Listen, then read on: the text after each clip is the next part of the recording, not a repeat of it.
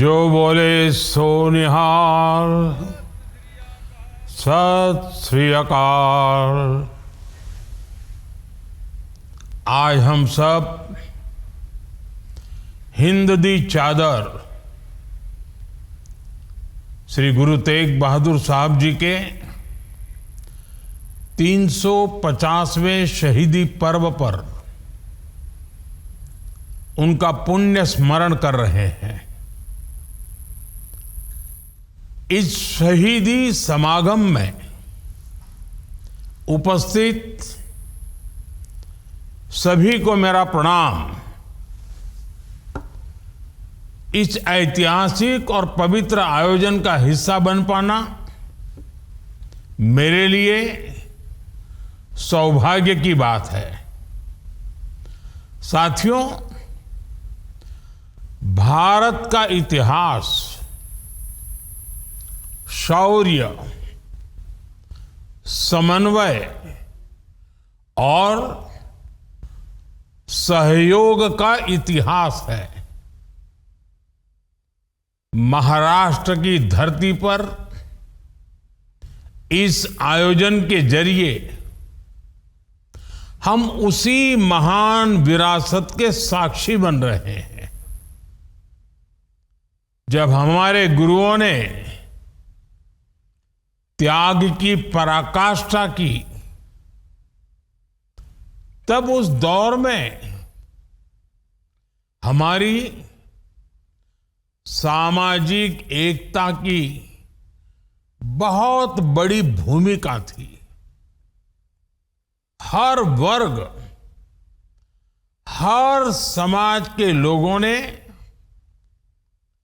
हमारे गुरुओं से प्रेरणा प्राप्त की। समाज ने हर हाल में सत्य और संस्कृति के लिए अड़िग रहना सीखा। सामाजिक एकता का वो महायज्ञ, उसमें श्री गुरु गोविंद सिंह जी की गुरु नानक नाम लेवा संगत जैसे अनुष्ठानों की बहुत बड़ी भूमिका थी। आज जब फिर से देश को सामाजिक एकता की सबसे ज्यादा जरूरत है, संगत का ये अद्भुत आयोजन हमें भरोसा दे रहा है कि हमारे गुरुओं और संतों का आशीर्वाद हमारे साथ है। साथियों, ये समागम एक निरंतर चलने वाला यज्ञ रहा है। इस यात्रा की शुरुआत पिछले वर्ष नागपुर की पावन धरती से हुई थी। फिर तख्त श्री हजूर साहिब नांदेड़ की ऐतिहासिक भूमि पर हम सब ने उस भाव को और गहराते हुए देखा। और आज नवी मुंबई में ये यात्रा अपने एक महत्वपूर्ण पड़ाव पर पहुंची है। इस यात्रा का संदेश इन 3 शहरों तक सीमित नहीं रहा। महाराष्ट्र के कोने कोने तक, हजारों गांवों और छोटी छोटी बस्तियों तक श्री गुरु तेग बहादुर साहब जी का वो पराक्रमी इतिहास पहुंचाया गया है। मैं महाराष्ट्र सरकार को विशेष तौर पर बधाई देता हूं कि उसने इस कार्यक्रम का आयोजन किया। साथियों, श्री गुरु तेग बहादुर साहब जी के इस महान बलिदान की स्मृति में देश के अलग अलग हिस्सों में बड़े स्तर पर कार्यक्रम आयोजित किए गए हैं। अभी कुछ ही समय पहले हरियाणा के कुरुक्षेत्र में हुए आयोजन में, और भव्य आयोजन था, उस आयोजन में मुझे उपस्थित होने का सौभाग्य मिला था। केंद्र सरकार हमारे गुरु साहिबों से संबंधित हर ऐतिहासिक अवसर को राष्ट्रीय स्तर पर मना रही है। आप सब जानते हैं, श्री गुरु तेग बहादुर साहिब जी का 400वां प्रकाश पर्व श्री गुरु तेग बहादुर जी को समर्पित स्मृति डाक टिकट और विशेष सिक्का का लोकार्पण, गुरु नानक देव जी का 550वां प्रकाश पर्व, हमने हमारे गुरुओं से जुड़े हर पर्व और अवसर को पूरी श्रद्धा के साथ मनाया है।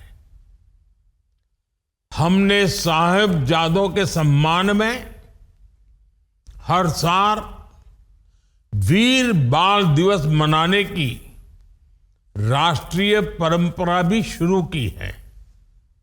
साथियों, करतारपुर साहिब कॉरिडोर के निर्माण को रिकॉर्ड समय में पूरा करना, श्री हेमकुंड साहिब यात्रा के लिए नई सुविधाओं का निर्माण, सिख संगठनों और गुरुद्वारों से जुड़ी कई संस्थाओं को एफसीआरए में राहत, सिख इतिहास को पाठ्यक्रम और सांस्कृतिक विमर्श में स्थान देना, ऐसे कितने ही काम जिनका इंतजार हमारे सिख भाई बहनों को दशकों से था, उन्हें पूरा करने का सौभाग्य हमें मिला है। भाइयों बहनों, हमारी सरकार सिखों के लिए सम्मान और न्याय के लिए प्रतिबद्ध होकर काम कर रही है। इसी कमिटमेंट के कारण हमने 1984 दंगों की जांच के लिए एसआईटी का गठन किया। बंद पड़े 1984 दंगा केस दोबारा खुलवाए।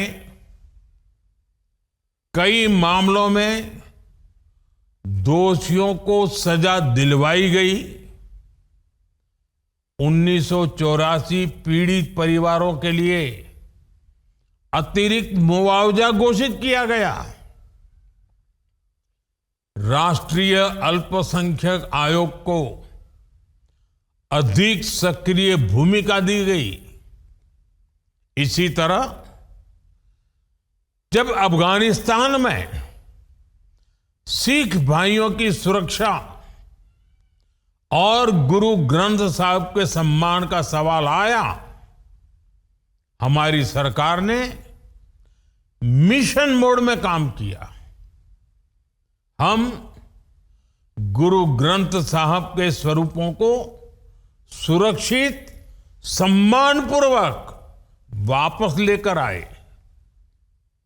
हमने अफगान सिखों और हिंदुओं को नागरिकता देने का रास्ता साफ किया।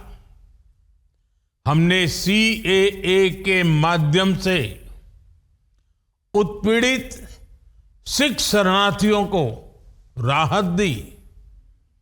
जम्मू कश्मीर के सिख परिवारों के लिए पुनर्वास पैकेज भी लागू किए गए।